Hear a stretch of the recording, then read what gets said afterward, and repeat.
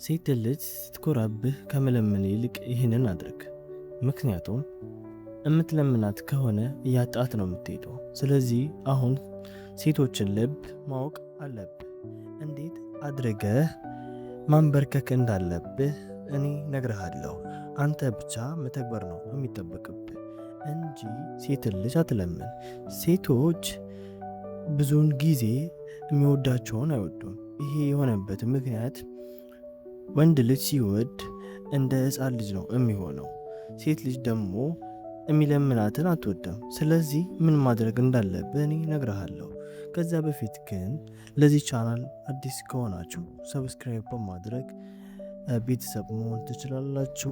እንዲሁም እንደዚህ አይነት ቪዲዮ በየዕለቱ እንዲደርሳችሁ የደውል ምልክት በመንካት አዳዲስ ቪዲዮ በየዕለቱ ይደርሳችኋል። ቁም ነገር ያዘለ ቪዲዮ በየዕለቱ ይደርሳችኋል ማለት ነው። ስለዚህ ቀጥታ ወደ ሀሳባችንን እንገባለን። ስለዚህ ሴት ልጅ መለመን የለብህም ማለት ነው። የመጀመሪያው የሚሆነው ጓደኛ አድርጋት። ሴት ልጅ ከመለመን ይልቅ ወደ ሌላ ነገር ከማሰብ ይልቅ መጀመሪያ ጓደኛ አድርጋት። ሴት ልጅ ጓደኛ ስታደርጋት በሌላ አንግል አትረዳውም። ምክንያቱም እንደ ጓደኛዬን የቀረበኝ ምናምን ብላ ብዙ ፕሮሰስ አታስብበትም። ጀስት ትፈልጋለች፣ ማማከር አንተን ትፈልጋለች፣ ጓደኛዋ ስትሆን ማለት ነው። ስለዚህ አንተ አጠገቧን በምንም ጊዜ የምትሆነው ማለት ነው ሴት ልጅ ጓደኛ ስታደርግ። ስለዚህ አንተ መጀመሪያ ማድረግ ያለብህ ነገር ቢሆን ጓደኛዋ ብቻ ሁን። ሌላ ምንም አይነት ነገር አታስብ። እመነኝ፣ መጀመሪያ ጓደኛዋ ሁን ሴት ልጅ። ይህንን ግን እምነግርህ ለክፋት አይደለም። አንተ ሚስጥር አድርገህ በራስህ ብቻ ያዘው። ምክንያቱም ከተነቃብህ በጣም መጥፎ ነገር ስለሆነ የምትጎዳበት ነገር ስለሆነ ማለት ነው። ስለዚህ ጓደኛ አድርጋት። ከዛም በኋላ ቀስ እያልክ ነው መሄድ ያለብህ። አትቸኩል። ራስን ማረጋጋት መቻል አለብህ። ገና በተገናኛችሁ በሁለተኛው ቀን ወድጄሻለሁ እንዳትላት እባክህን። እና ስለዚህ ጓደኛ አድርጋት የመጀመሪያው የሚሆነው።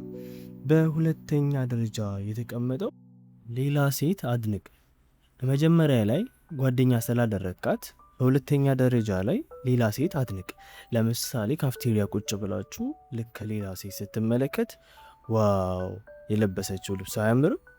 እንደዚህ አይነት ሀሳቦችን አንሳ። የዛን ጊዜ በጣም ውስጧ የመቅናት እንትን እየጫንክ ነው የምትሄደው። እንደዚህ አይነት ሀሳቦችን እየጫንክ ነው የምትሄደው። በዛን ጊዜ ያን ልብስ ለብሳ የመምጣት ያችን ሴት ለመምሰል ትሞክራለች ማለት ነው። ሳትፈልገው አንተን እንድትል እያደረካት ነው ማለት ነው። ስለዚህ አንተ እሷን አታድንቃት በመጀመሪያ ዙር ማለት ነው። ሌላ ሴት ስታይ ዋው የለበሰችው መነጽር ሊሆን ይችላል፣ ዋው አቋሟ ሊሆን ይችላል። ብቻ ያልበዛ ያልተጋነነ አድንቆት በማድነቅ ውስጧን አቃጥለው። ምክንያቱም አንተ መለመን ስለሌለብህ የእሷን ውስጥ ነው አቃጥለህ ወደ ራስህ ማምጣት ያለብህ ማለት ነው። ስለዚህ አንተ ማድረግ ያለብህ ሌላ ሴት ስታይ አድንቅ። የእውነት አለባበሷን እያየህ የሆነ አንተ ብቻ የተመቸን ነገር እያየህ በማድነቅ አሳያት ማለት ነው።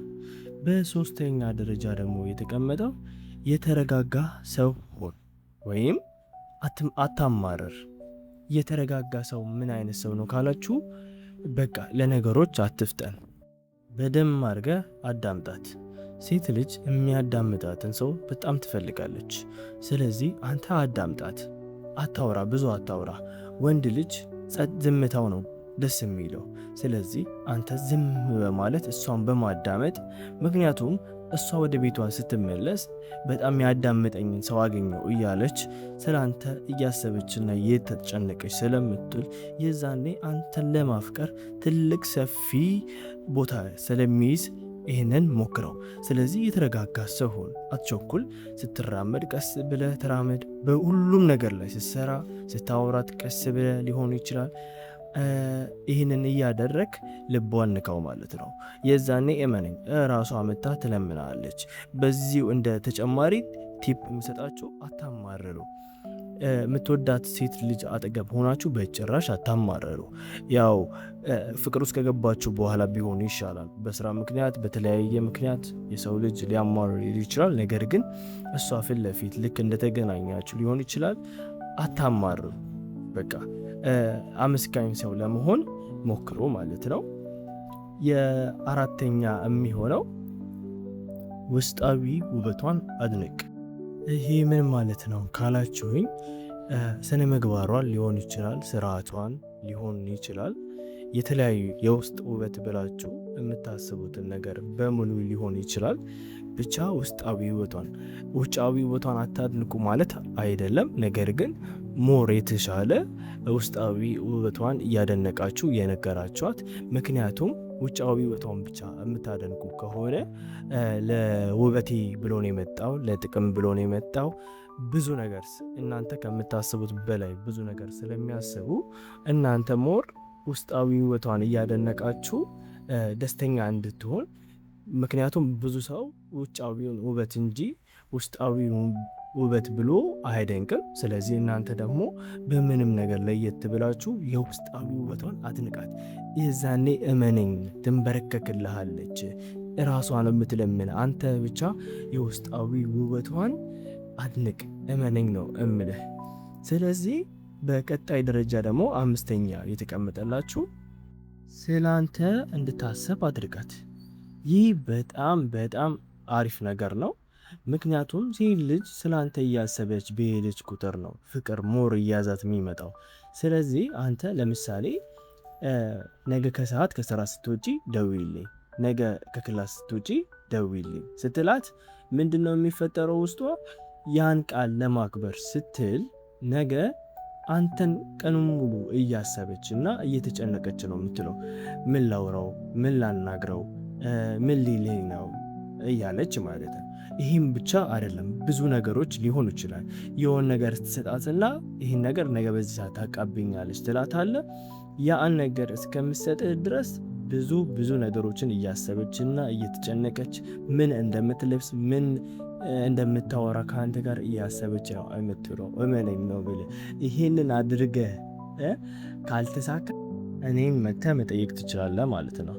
እንግዲህ ሴትን ልጅ ብዙ መለመን አያስፈልግም በእውነት ለመናገር። ስለዚህ በጓደኛ በተለያየ ነገር እየሄዳችሁ አታስለምኑ ማለት ነው። ምክንያቱም በቃ ሴት ልጅ አንዴ ካልወደደቻችሁ አልወደደቻችሁም ነው። እናንተ ሲስተም ትጠቀማላችሁ። ከዛ ያለፈ ግን ልመና ስታመጡ ጥሩ አይደለም ማለት ነው። ለአእምሮአችሁም ጥሩ አይደለም ማለት ነው። ስለዚህ እናንተ ራሳችሁ ላይ በመስራት ራሳችሁን በመቀየር የዛን ጊዜ እንዴት ወደ እናንተ እንደሚሳቡ ታያላችሁ ማለት ነው። እመኑም ነው ብላችሁ።